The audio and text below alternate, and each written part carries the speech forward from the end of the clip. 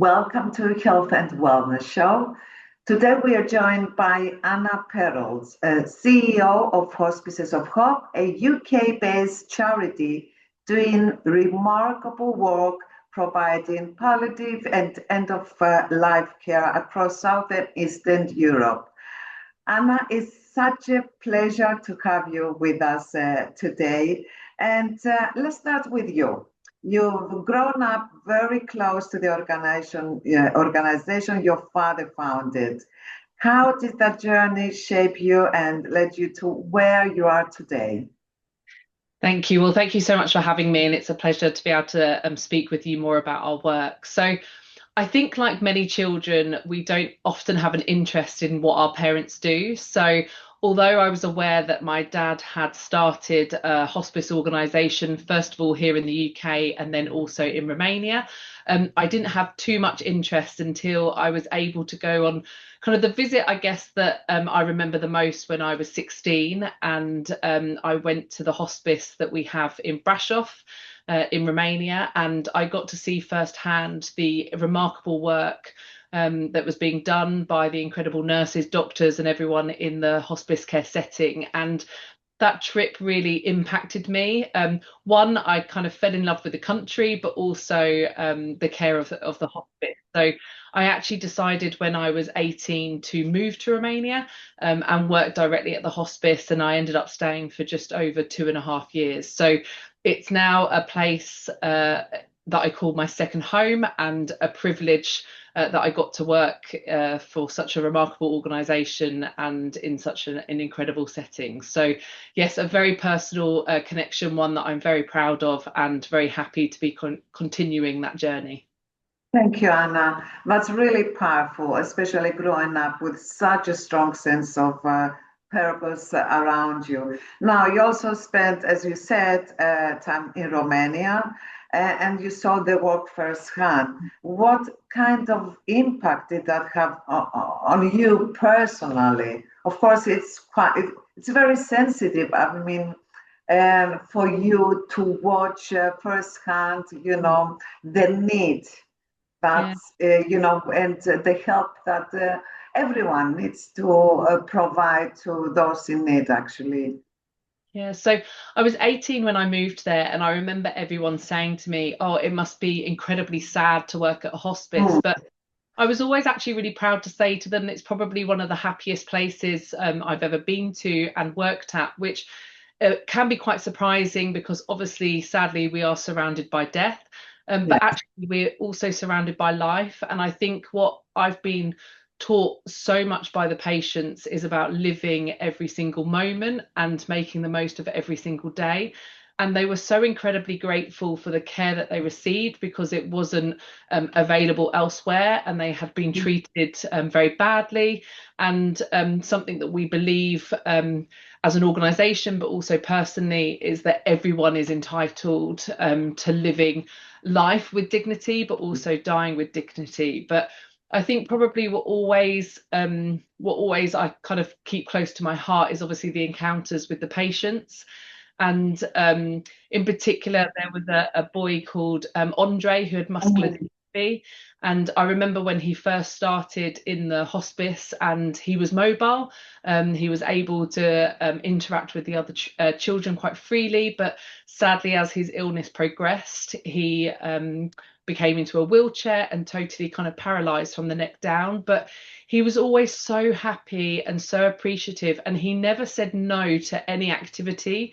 I remember we were at one of the holiday clubs by the seaside, and we were able to lift him out of his wheelchair into the sea so that he could float and feel weightless and feel that kind of the beautiful touch of the water. And we would play games with all of the kids, and those in wheelchairs we would push. And I remember him always saying, right, Anna, you be my hands and legs. And it wasn't, I will sit this one out because I can't do it. He always found a way to be involved and appreciated so much the care. So I always find patients, they're the heart of what we do, and they give us the strength to kind of carry on and to keep going. Exactly, and I can imagine that have stayed with you in a very profound way. Now, for anyone watching who might not be familiar with the Hospices of Hope, how could you describe the organization and its mission today? Yeah, of course. So we are a UK registered charity, but we have an international reach. Our goal is to support hospice care providers and to help them develop in South and East Europe. So we started working in Romania, but we now work in 6 countries across South and East Europe, which is Romania, Moldova, Serbia, Albania, Greece, and Ukraine. And our mission is to support local hospice organisations in helping them develop and support patients locally. We kind of have 2 focus areas. One is the delivery of the hospice services, and the second is training of medical professionals. Hospice care was actually only introduced in the UK just over 50 years ago, so it's not a hugely kind of a long topic. So we've been going now in Romania for 34 years. So there's also a lot of development in terms of training and getting people to understand what holistic care is, supporting a patient and a family as a whole. So looking at them physically, mentally, and also spiritually. So that's our kind of mission in supporting those countries provide hospice care. So Anna, why is palliative care still so limited in many of the countries, today? Because it's so important. I mean, especially describing the young boy, and so many other people. So why do you think it's still limited? I think there's still a huge kind of misunderstanding to what palliative and hospice care is. I also think, sadly, in the countries that we work in, there's still a huge taboo when a patient is so sick. Unfortunately, what tends to happen is they are neglected by the state systems, or maybe they don't have families to support them. So I think one of the things we try to do is raise awareness to get people to understand that actually, if they get their diagnosis and they can be referred to the hospice, actually they could live a couple more years or even longer with good quality life. But actually, if they're left untreated and they're not supported through the various therapies, then unfortunately their life expectancy is a lot less. So I think a lot of it comes down to kind of mistrust of the health systems and a lack of understanding of exactly what palliative and end of life care is, and that actually it gives you quality of life. We're not necessarily looking to prolong it, but actually with that quality you could live life a lot fuller than you previously would have. You've supported over 100,000 patients and families. Is there a story that has stayed with you? I mean, perhaps if you saw how this person was before he joined the hospice, and then perhaps if you saw an improvement that prolonged their life even for a little bit. Yeah, so I think, again, another patient that comes to mind is a boy called Cosmin. He was a toddler, again, when he was referred to the hospice, and he had a congenital heart disease, a kind of a very rare disease. And the hospital had given him 2 weeks to live. They said, there's nothing more that we can do for you. You'll go home and sadly die. But his parents were they didn't want to accept that, and they wanted to fight for their child. And Cosmin was introduced to the hospice.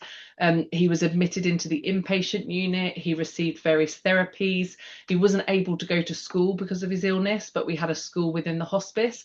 And he was able to celebrate his 16th birthday and also his 18th birthday. So he lived with us within the hospice care for so many more years than they ever predicted from those original 2 weeks. And I always remember him saying that his dad was the boss of the train station and he always wanted to become the boss of the hospice. And I would say that during his time at the hospice, he was certainly the boss, and everyone loved him. And, he incorporated all the other children in the services, and he was like an extended part of our family. So he did sadly pass away from his illness, but again, he lived so many more years with dignity, pain-free, and supported by the hospice, that again, we can only look back at his life feeling proud of what we were able to achieve through the hospice services. Exactly. I mean, stories like that really bring the work to life. And beyond the medical side, what kind of emotional support do you provide to families, to the families? Yeah, so we have availability in terms of psychologists, but also spiritual coordinators. We care for patients with any faith or none, but obviously when people are thinking about death, quite often people are thinking about what happens next, and also with the patient family. So there's a lot of psychological support, emotional support. We also have bereavement groups because we know that you know, it doesn't just end after the patient dies. It's important to continue that relationship. We have camps for mothers, bereaved mothers who have lost their children, and it's particularly traumatic for them because they are 24-hour carers for the entirety of their child's life. And then when their child sadly passes away, they feel extremely lost. They don't feel that they have that purpose anymore. So it's really important that the psychologists and the team continue to work with them. So we run a lot of different support groups for the various kind of family members, but also the patients. So there's a lot of kind of emotional and psychological support as well. But also importantly for the teams, I think working in palliative care, I often refer to the staff as angels. They're dealing with a lot of challenging situations, not just from the illness, but also from the context. A lot of families come from extremely poor backgrounds or have some social issues. We also have a team or two teams in Ukraine where there's an ongoing war. So that's a lot of kind of pressure every day for the staff. So it's important that they also receive psychological support in a group session, but also one-on-one to make sure that they're well supported with what they have to deal with on a daily basis. Absolutely. Fundraising, I guess, is always a challenge. How difficult is it to sustain this kind of work today? Well, unfortunately, it's very challenging due to the kind of economic crisis, and also particularly for us here in the UK, we are fundraising for projects that are abroad and overseas, so we have that added challenge.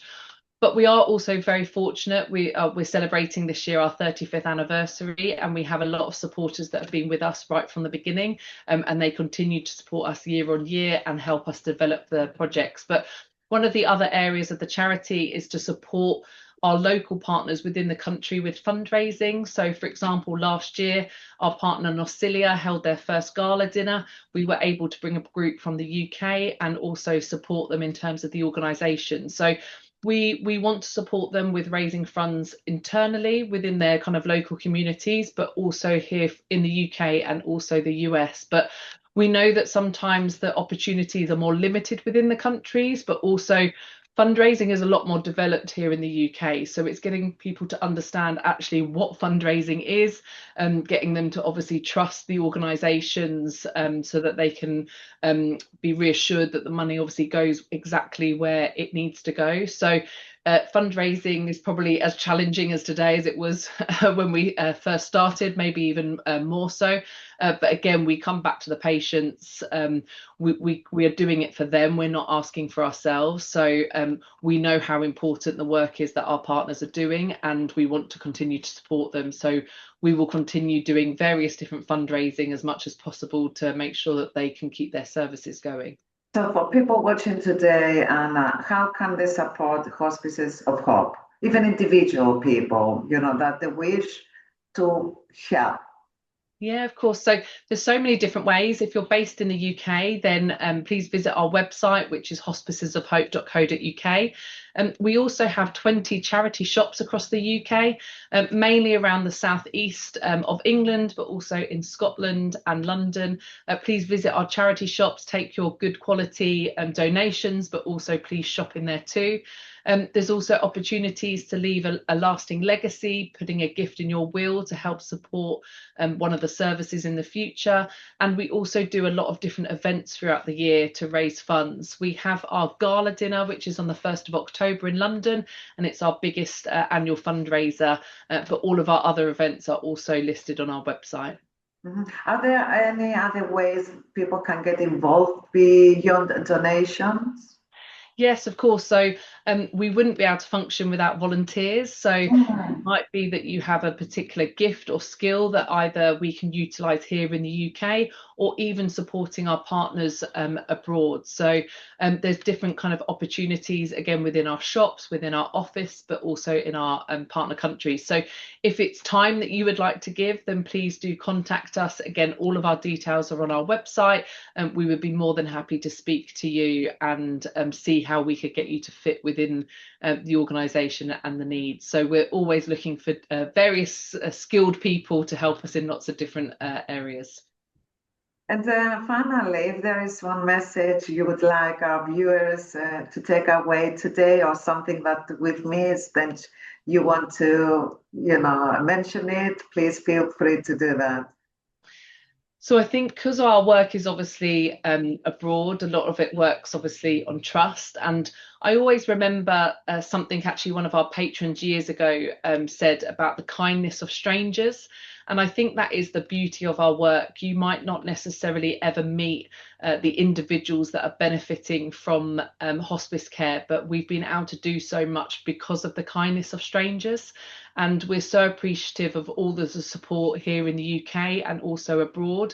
And we just, urge people to continue to help us with our mission. As I say, we've just reached 35 years, and we would love to continue to be able to make sure that more and more patients receive hospice care that they really deserve. And we feel that, access to hospice care shouldn't be based on where you live. It should be a right, and people have the right to that care. So thank you so much for this opportunity to share a little bit more about our charity. Thank you, Anna, so much, and for joining us today, but for all the incredible work you do. It's so important. Congratulations. Thank you. Please do keep us posted, and we are here to help in any way we can. Thank you so much for the opportunity. Lovely to speak to you. Likewise. Thank you. Have a lovely evening.